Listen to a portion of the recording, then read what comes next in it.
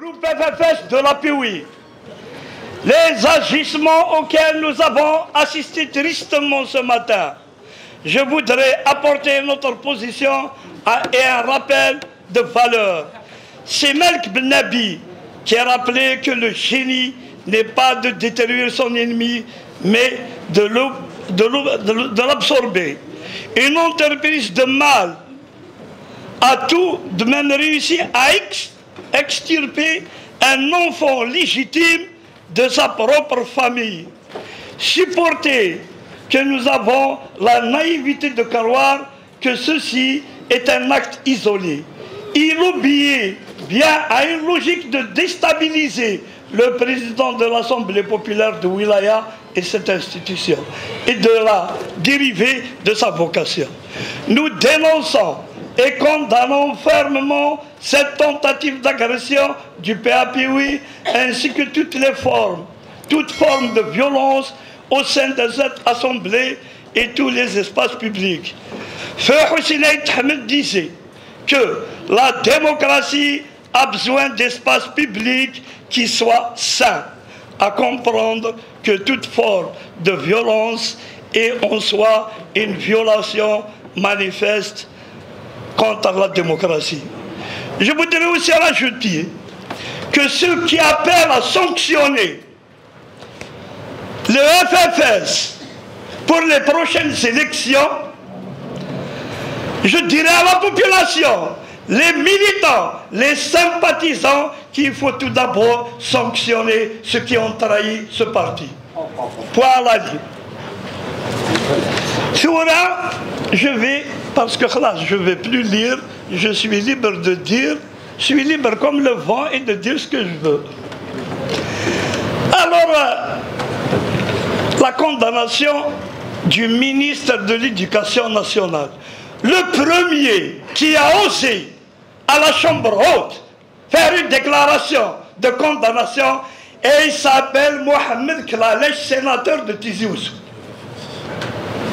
Bien sûr, je remercie tous les camarades ici présents qui ont condamné aussi cette action. Moi, je vais aller plus loin. Moi, je vais condamner à partir de cet hémicycle, même si je n'ai pas l'habitude, le Premier ministre, le gouvernement algérien qui a mis un retard, un gros retard quant à l'application des instructions du président de la République, à savoir la cagnotte destinée au développement de notre wilaya. Ça fait une année. D'où vient tout ça? Je sais que le travail a été effectué par la wilaya, par les différents secteurs. Quand je dis le gouvernement, y compris leur ministre. Ils sont tous dans la même marmite. Donc voilà. Moi je voudrais aussi dire et apporter des précisions à la population de la wilaya Tizi Ouzou. Qu'il n'y a rien comme financement au niveau de notre wilaya. Non. C'est un budget de wilaya, au même titre qu'un budget de la commune. C'est un budget composé essentiellement du fonctionnement. Les gens parlent de l'investissement. Ce n'est pas au budget de wilaya de s'occuper de l'investissement. Mais combien même les différents secteurs ici présents, un jour il faut qu'ils donnent les chiffres. C'est des milliers de milliards qui arrivent à l'indicatif de notre wilaya. Prenez l'exemple du segment du logement. Il peut nous annoncer, directeur du logement, combien de milliards destinés à notre wilaya. Oui, la DTP, qui a une seule enveloppe qui vient du FCCL pour l'entretien des chemins communaux. Tous les secteurs reçoivent des cagnottes importantes. Toutefois, cette année, c'est vrai, il faut dire ce qu'il en est, nous, on a cru au programme complémentaire. C'est vrai, le programme complémentaire n'est pas arrivé, et ce n'est pas de la faute du président de l'Assemblée populaire de Wilaya, ni le groupe qui compose la majorité. Je vais passer, déjà tout d'abord, je remercie tous nos camarades élus qui ont pris la parole pour défendre cette ville sinistrée qui est Ain el-Hammam. Beaucoup ont parlé sur deux sujets, à savoir l'artère principale et le marché. Bien sûr, la réhabilitation de la démolition. Mais il y a deux choses aussi très importantes que les gens n'ont pas prêté attention. 90% des constructions à Ain el-Hammam sont illicites. C'est des coopératives qui ont été autorisées par les pouvoirs publics. Aujourd'hui, ils n'ont aucun document. Pourquoi nous avons régularisé dans le cadre de la 0815 dans les autres villes des immeubles tels que les coopératives, etc. Pourquoi pas à Ain el-Hammam?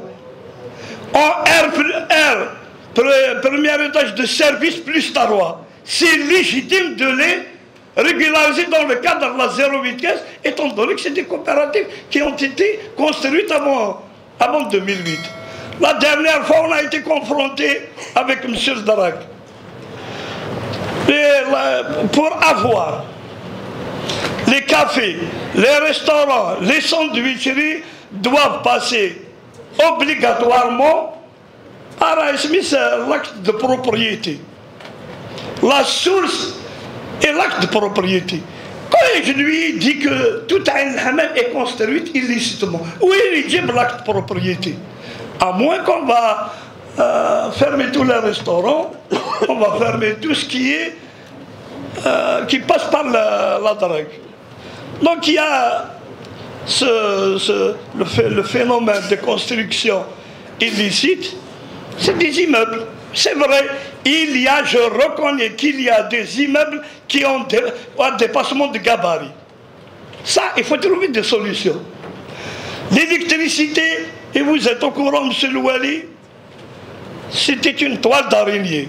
Et j'espère qu'elle va trouver une solution. J'en suis convaincu. Il y a aussi un autre phénomène à Ain el-Hammam. C'est la zone de Ain el-Hammam.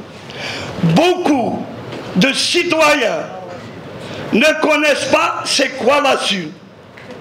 Moi, je leur dirais en langage simple, la zone, c'est la création des nouvelles villes. C'est-à-dire tout ce qui est habitation, marhaba.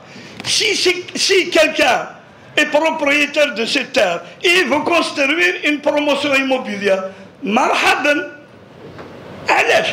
il va vendre des logements et il va créer toute une dynamique pour la nouvelle zone.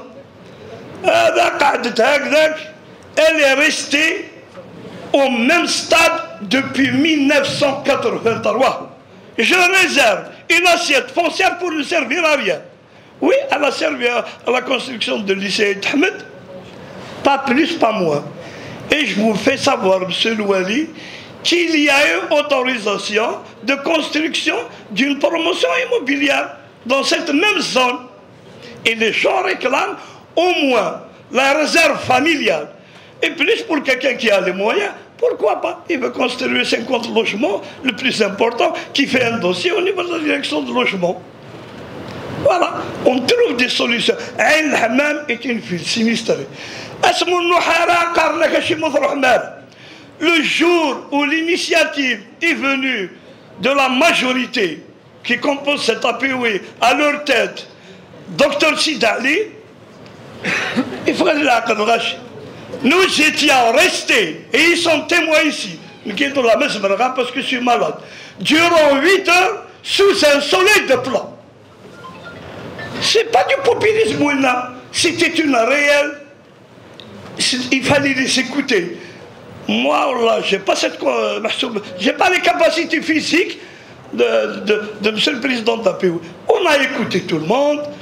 Nous avons récolté les différents. Il y a M. Louali là-bas, et je compte à dire Sabladuc. Il y a 2 ou 3 bâtisses, même pas une fissure d'1 millimètre. Et pourquoi vous voulez démolir il faut leur donner 20-30 milliards, ils vont construire ailleurs. C'est des gros immeubles. Et même pas une fissure d'1 millimètre. ils veulent les détruire. Jamais. On parle, la zone jaune, probablement, tous les orange, probablement rouge. Nous sommes dans la probabilité. La dernière fois, pour donner un certificat d'exploitation à un cafetier, vous savez qu'est-ce qu'elle a fait comme réserve, la responsable de l'urbanisme d'Aïn Hammam, à proximité de la zone rouge. Ça existe à proximité, ou à l'extérieur. Ça n'existe pas à proximité. Soit dans la zone rouge, soit en dehors de la zone rouge. Pourquoi? Pour bloquer les champs. Et ça fait mal au cœur. Hein. Ce n'est pas comme ça. La population d'Aïn Hammam est une population très politisée. Elle est patiente. Elle a souffert. C'est vrai, la démolition elle est venue d'où? Tous les services sont complices. Depuis 1991, et sont arrivées les nouvelles assemblées, la course qui va construire un nombre important de logements sans aucun document, sans aucune étude, rien. Bien sûr, on est tombé. Moi, je plains ceux qui disent qu'il n'y a pas de glissement. Non. Ça veut dire que vous croyez que les pouvoirs publics veulent détruire toute une cité pour reloger pour les besoins de X ou de Y. Non, c'est parce qu'il y a danger. Mais il faut réparer. Les commerçants ont acheté. La majorité ont acheté des locaux. C'était des logements KNAP APC. Ils ont payé. Il va falloir réfléchir et faire une étude rapidement afin de moins de rendre l'âme de la ville d'Aïn Hammam. Les infrastructures publiques, lycée Tahmed Houssine, centre de formation professionnelle lycée Mustafa Ben Boulaïd, Suam Amara Cheikh, c'est tous des héros. Et on doit leur rendre hommage en allant vers l'action. Moi, je vais vous dire une chose, M. Louali. La démolition d'Aïn Hammam a été très très mal gérée par la DUAC. 30 mois durant. Une démolition qui a mis 4 mois, tout est fermé. On attend. On attend quoi? C'est vrai, il y a des études. Ou bien on continue, parce qu'il y a un immeuble aussi qui devient un danger. D'autres non. À 15 minutes, ça ira. Chef de groupe. Alors, donc voilà, Aïn Hammam, en gros, est une ville sinistrée. On doit s'en occuper, sans populisme, pas avec respect à cette population.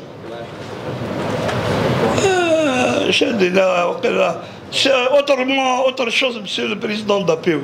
Vous avez une majorité confortable. Confortable. Nous allons continuer notre programme jusqu'à la fin de notre mandat. Vous êtes inébranlable. Vous avez le niveau d'un professeur de chirurgie. Vous avez fait guérir plus de 20 000 patients. Les gens ont détruit 20 000 personnes peut-être dans cette wilaya. La jalousie, mais on est là, vous l'avez. Merci beaucoup. Assalamu alaikum et bonnes vacances à ceux qui ont les moyens d'aller en France et là au Canada.